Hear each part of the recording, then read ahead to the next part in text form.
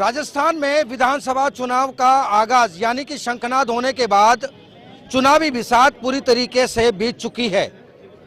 चुनाव के बहुत कम समय बचा है। बहुत कम समय चुनाव का रहते हुए कई कार्यकर्ता कांग्रेस को छोड़ करके बीजेपी का दामन थाम रहे हैं।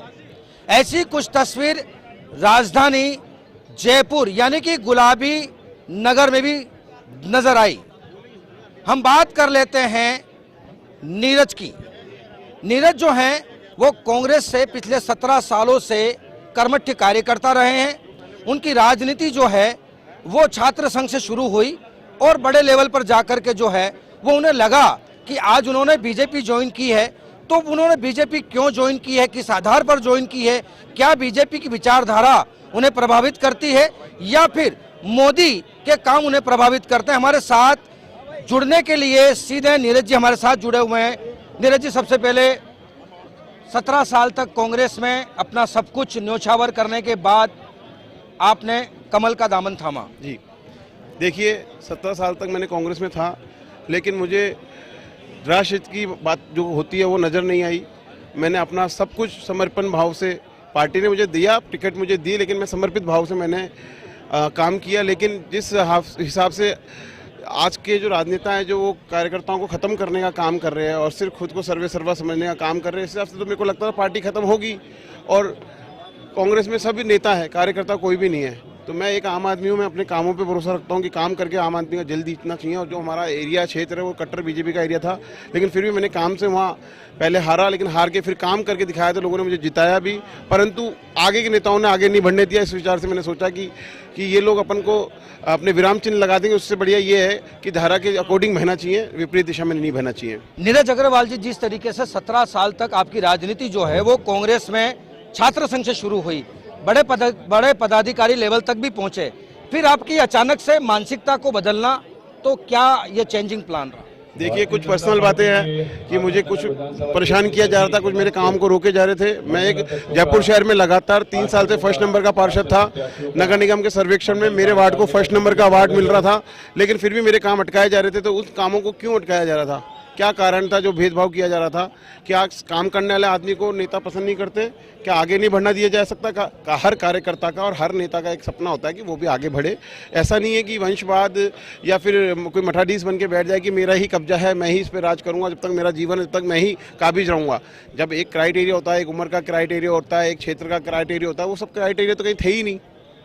हम बातें करते हैं कि हमारा ये क्राइटेरिया, लेकिन क्राइटेरिया कहाँ किस वे में फॉलो हुआ वो कोई बता सकता है? तो मेरे को लगता नहीं कोई बता पाएगा। नीरज जी, जिस तरीके से कांग्रेस के आला कमान ये कहता है कि हम युवाओं को आगे रखते हैं, महिलाओं को आगे रखते हैं, युवाओं को अधिक से अधिक विधानसभा चुनाव में जो है उनकी भागीदारी दिखाएंगे, तो ये तमाम तस्वीर आप कैसे देखते हैं? क्योंकि लगता नहीं कि जो आला कमान जो कह रहा है वो धरातल पर लागू हो रहा है। देखिए, 2 बार हारने वाले को टिकट नहीं दी जाएगी, 3 बार हारे वालों को टिकट दी गई है। 70+ वालों का क्राइटेरिया रखा गया था, 80 साल वालों को टिकट दी गई है, ठीक है ना। और युवा जिनको टिकट दी गई है ना, वो अपने दम पे आए हैं। उनको कोई पार्टी के कहने के अकॉर्डिंग कि भैया ये हम युवाओं को या महिलाओं को टिकट देंगे, उस अकॉर्डिंग नहीं आए कोई भी। वो महिला अपने आप में इतनी सशक्त होगी, वो युवा अपने आप में इतना मजबूत होगा जो अपनी पार्टी से आया और चुनाव जीत के जनता की सेवा कर रहा है। वो उसमें कैंडिडेट में दम था, ठीक है ना सर, ना कि पार्टी के बोले हुए जो आश्वासन, जो उन्होंने रूल्स निकाले थे। अभी भी बहुत अड़कने आई कि हम इनको टिकट नहीं मिलेगा, इन्होंने खिलाफत की। एट द एंड क्या हुआ? उन्हीं के नाम सामने आ गए। नीरज जी, जिस तरीके से देखा जा रहा है कि कांग्रेस में किस तरीके की, क्योंकि आपने कांग्रेस में 17 साल निकाले हैं, 17 साल कोई कम समय नहीं होता है, तो उनकी सोच, उनके काम करने के तरीके, उनकी स्ट्रेटेजीज किस तरीके से है? और बीजेपी में आपने बीजेपी ज्वाइन क्यों की, उसका सबसे बड़ा कारण क्या रहा? देखो, बीजेपी जो है ग्रास रूट की पार्टी है। बीजेपी में हर आदमी अपने आप को कार्यकर्ता समझता है, कार्यकर्ता बनकर पार्टी की और राष्ट्र हित की बात करता है और अच्छे लोगों की मदद करता है। और रही बात, हम कांग्रेस की बात करते हैं, तो कांग्रेस में कार्यकर्ता तो है ही नहीं। हर आदमी उठाई गाड़ी और नेता बन जाता है, और जब हम बूथ पे जाते हैं हमारे को बूथ पे आदमी नहीं मिलते, कार्यकर्ता तो होते ही नहीं है। तो मेरा ये मानना था कि जो ये क्षेत्र है आदर्श नगर, इसमें मेरे 100% जिनसे रिलेशन है वो सब, पहले तो उनकी विचारधाराएं बीजेपी की थी, राष्ट्र की उनकी विचारधाराएं थी। तो इसलिए मैंने सोचा कि जो मेरा क्षेत्र है, मेरे को उन्हीं के साथ रहना है, उन्हीं के साथ उनकी सेवा करनी है। तो मैंने सोचा कि भाई जहां अपनी दाल नहीं गल रही है, क्योंकि हमारे को काम हमारे को रोके जा रहे हैं बेस्ट पार्षद के, मैं सीनियर तो नहीं कहूँगा, लेकिन नगर निगम द्वारा बेस्ट पार्षद के काम अगर रोके जा रहे हैं और भेदभाव किया जा रहा है तो उसका क्वेश्चन मार्क मैं पूछना चाहूँगा कि ऐसा क्यों किया गया। मेरे से आप सवाल कर रहे हैं, लेकिन मैं भी आगे वाले नेताओं से पूछना चाहूँगा, क्या हम हमारे आप देखिए, आप बात करते कांग्रेस बीजेपी की, मैं आपसे खुले शब्दों में पूछना चाहूँगा कि 3 साल कांग्रेस जयपुर के 2 बोर्ड थे, एक का बोर्ड पे बीजेपी का राज था, एक बोर्ड पे कांग्रेस का राज था। कांग्रेस की सरकार, कांग्रेस के विधायक, कांग्रेस के महापौर और कांग्रेस के पार्षद, लेकिन कांग्रेस की 3 साल से क्या कारण था कि कांग्रेसियों ने बोर्ड नहीं बनाया। और वहीं देख लीजिए आप कि बीजेपी का ग्रेटर में बोर्ड चुनाव 3 साल पहले 1 महीने के अंदर बोर्ड का गठन हो गया और सारे पार्षदों को उनका हक, उनका जो पद उनको मिलना चाहिए था वो उनको सम्मान पूर्वक उनको दिया गया। और हमारे को 3 साल से कह के कि अभी बना रहे, कल बना रहे, परसों बना रहे। देखिए ये पद है, हर आदमी की लालसा होती है, अगर वो मेहनत करके चुनाव जीत के बन के आया तो उसका जो हक है वो तो उसको मिलना चाहिए ना। अब अगली बार मान लीजिए कभी लॉटरी में सीट आती है नहीं आती है, चुनाव जीतते हैं नहीं जीतते हैं, तो अगर बोर्ड बनाए तो बोर्ड का गठन तो पूरा ही होना चाहिए ना, चेयरमैन के साथ ही तो बोर्ड पूर्ण गठन होगा, लेकिन वो हुआ ही नहीं। क्या कारण है, वो क्यों नहीं किया गया? नीरज अग्रवाल जी, जिस तरीके से 17 साल आप कांग्रेस में रहे, ऐसा क्या रीजन रहा कि आपने इतनी देर कर दी कि बीजेपी में आने के लिए? क्या आप सोचते हैं कि शायद मुझे 10 साल पहले या 12 साल पहले बीजेपी ज्वाइन कर लेनी चाहिए थी? देखो, सोचता तो था सर, लेकिन मैंने बचपन से जब छात्र राजनीति में जुड़ा तो मैं एनएसयूआई के परिवार से जुड़ा, जो पहले बुलाता उस जुड़ गया, विचारधारा वहाँ से बनती गई। फिर मैं अपने कर्मों से कर्म ध्येय को लेकर आगे बढ़ता रहा, चुनाव जीतता रहा। और मैं पार्टी को, हमने भी बहुत कुछ दिया, पार्टी ने भी हमारे को बहुत कुछ दिया, लेकिन प्रेजेंट की जो राजनीति है ना, वो मेरे को बिल्कुल भी समझ में नहीं आ रही कांग्रेस की, कि वो किस सरकार बचाए रखने के लिए उन्होंने किस तरीके से 5 साल निकाले हैं, मुझे कुछ भी नहीं समझ में नहीं आया। कि इसलिए मैंने सोचा कि आगे बढ़ना है और काम करना है, देश हित की, राष्ट्र हित की बात करनी है और क्षेत्र का विकास करना है। तो क्षेत्र में जो लोग हैं उनकी सबकी बात मानकर मैंने अपने आप को परिवर्तित किया। नीरज अग्रवाल जी, जिस तरीके से कांग्रेस बड़े मंचों से कहती है कि जो बड़े बड़े वादे कर रही है, जो जिस तरीके से जो उनकी सोच बता रही है लोगों के बीच में, तो क्या आप लगता है कि आप इन सभी सोच को लेकर के, वादों को लेकर के आप खंडन करते हैं कि वो झूठ बोलती है बड़े मंचों से? सर, मैं तो प्रमाण दे रहा हूँ आपको कि आप तो मुझे 3 साल, अगर शीर्ष नेतृत्व से पूछ सकते हैं कि 3 साल एक ही शहर में आप विपक्षी सरकार थी भाजपा की, तो उसने तो बोर्ड बना लिया, कांग्रेस ने बोर्ड गठन क्यों नहीं किया? क्या कारण है? क्या शीर्ष नेतृत्व ने मना किया था? किसने मना किया था? आज सारे पार्षद पीड़ित हैं, लेकिन कुछ पार्षद बोल सकते हैं और कुछ पार्षद नहीं बोल सकते हैं। तो वो स्थिति मैंने की, मैं बोल सकता हूं क्योंकि मैं काम करने वाला इंसान हूं, एक कार्यकर्ता के रूप में। कांग्रेस के हर 200 की 200 विधानसभाओं में मैंने काम किया, मैंने अच्छा रिलेशन बनाया, पार्टी का नाम भी किया। लेकिन जब हमारा वक्त आया, एक टिकट दे देना, ये कह के कि तेरे को टिकट दे दिया, बहुत कुछ दे दिया, तो ये टिकट तो विधायकों को भी मिलती है, फिर उनको मंत्री क्यों बनाया? मंत्री नहीं बनाते, बनाया ना मंत्री, क्योंकि गठन है, बोर्ड गठन। जब पूरा बोर्ड बैठता है तो पूरा कोरम पूरा किया जाता है, तो हमारा कोरम 3 साल से क्यों नहीं पूरा किया जाता? नीरज जी, आप क्या इस चैनल के माध्यम से, हमारे चैनल के माध्यम से मैसेज देंगे कि जो कांग्रेस की नीति और रीति है वो पूरी तरीके से धरातल पर फ्लॉप है? देखिए, मैं ये कहना चाहूँगा कि कांग्रेस की रीति जो थी वो मैंने 17 साल में देखी, बहुत बारीकी से देखी, ठीक है ना। हर आदमी अपने मजबूत करने का तरीका ढूंढता है कि मैं कैसे अपने आप को मजबूत करूं। वैसे हर पार्टियां अपने वादे करके अपने आप को मजबूत करने के लिए या उपहार के तौर में योजनाएं देती हैं।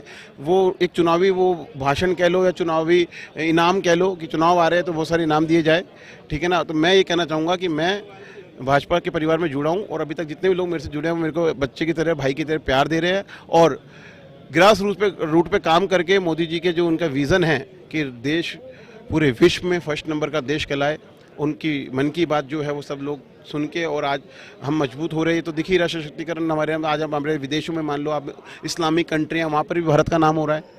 हिंदू मुसलमान की बात हम नहीं करेंगे कि कांग्रेस बीजेपी कोई, बीजेपी सबकी पार्टी है, हिंदुस्तान की पार्टी है बीजेपी। और बीजेपी में जो भी आदमी है या बीजेपी के राज में हिंदुस्तान में जो भी लोग रह रहे हैं उसकी रक्षा करना बीजेपी का काम है, चाहे वो हिंदू हो, चाहे मुसलमान हो, सिख हो, चाहे ईसाई हो। लेकिन देश में, विदेशों का में देश का नाम हो रहा है। आज चांद पे हम पहुंच गए हैं मोदी जी के विज़न के कारण, तो बहुत बड़ी बातें हैं, उपलब्धियां हैं। तो हम छोटे छोटे जो गली मोहल्ले की बात अपन करना चाहूँगा कि हम छोटे नेता हैं, हम गली मोहल्ले में सबकी मदद करके, सबके सुख दुख में उनके काम आके, और मैं आगे बढ़ना चाहूँगा। और मैं अपने साथियों को बहुत बहुत धन्यवाद देना चाहूँगा जिन्होंने मुझे इतने प्यार और इतने स्नेह से मुझे एक्सेप्ट किया और अपने परिवार में छोटा भाई और बेटा बना के मुझे बुलाया।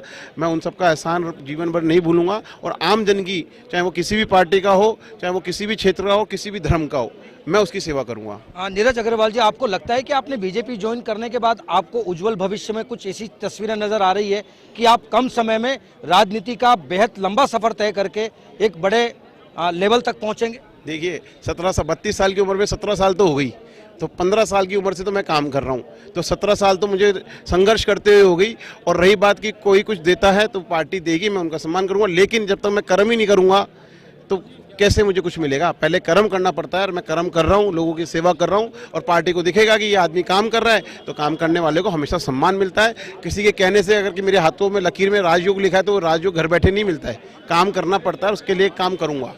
आपका समर्थन किसकी तरफ जाएगा, क्योंकि आपके आदर्श नगर में विधानसभा जो है वो आदर्श नगर ही लग रही है, तो क्या लग रहा है कि क्या यहाँ से रवि नैयर जी कितने वोटों से आपके समर्थन में या आपके सपोर्ट से वो जीतेंगे?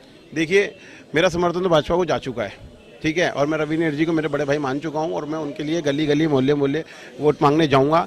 मुझे इतना विश्वास है कि मैंने पिछले 3 सालों में या 5 सालों में आदर्श नगर विधानसभा में 17 सालों में मैंने काम किया है, और मैंने दिल के रिश्ते बनाए हैं, दिल के रिश्ते बनाए। जब भी मैं कांग्रेस से चुनाव जीता था कि कांग्रेस का वो एरिया नहीं था, तो आज मैं कहीं पे भी जाऊंगा वोट मांगने तो मेरे कहने से वोट डाइवर्ट होंगे। कम से कम 5 से 10 हज़ार वोटों को मैं डाइवर्ट करने की स्थिति में रहता हूं, और मैं वो डाइवर्ट करके बीजेपी के पक्ष में मतदान कराऊंगा। और हार जीत का जो खेल है वो तो उनके नसीबों का खेल है, मैं तो हम प्रयास कर सकते हैं, हम प्रयास करेंगे।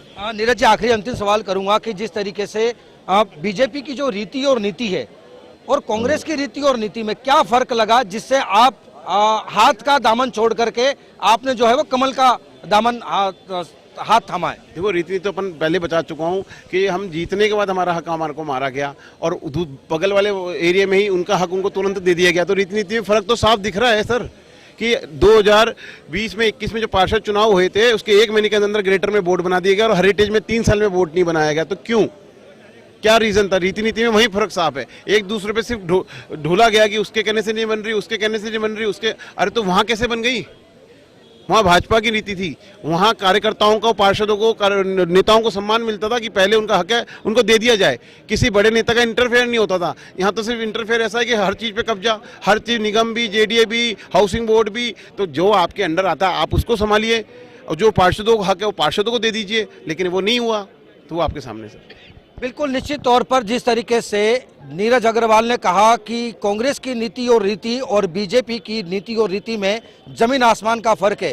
कांग्रेस में जो है वो कहीं न कहीं वंशवाद और एक सर्कुलर पार्टी के नाते उस पार्टी को देखा जाता है, लेकिन अब नीरज अग्रवाल जो हैं वो कांग्रेस का दामन छोड़ करके बीजेपी में कमल का दामन थामा है।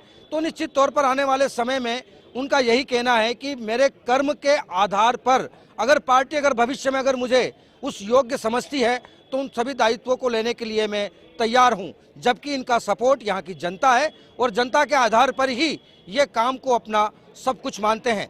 लेकिन हालांकि देखना होगा कि आदर्श नगर विधानसभा में, क्योंकि अब यहाँ पर कांटे की टक्कर नजर आ रही है, एक तरफ जो है वो पीपी अग्रवाल हैं तो दूसरी तरफ जो है वो यहाँ से रवि नैयर लड़ रहे हैं। लेकिन सबसे खास बात यहाँ पर ये नजर आ रही है कि अब बीजेपी के कद्दावर नेताओं ने जो है वो कांग्रेस में सेंधमारी शुरू कर दी है। यहाँ तक कि जिस तरीके से 17 साल तक नीरज अग्रवाल कांग्रेस का दामन थाम करके काम कर रहे थे, अब वही काम जो है वो बीजेपी में रह करके करेंगे। तो आने वाली तस्वीरें साफ नजर आएगी कि आने वाले समय में या चुनाव के बाद यहाँ से क्या रवि नैयर क्या जीत का सेहरा बांध पाएंगे। ये तमाम तस्वीरें हम दिखाते रहेंगे। सुरेंद्र सोनी, न्यूज़ 21, जयपुर।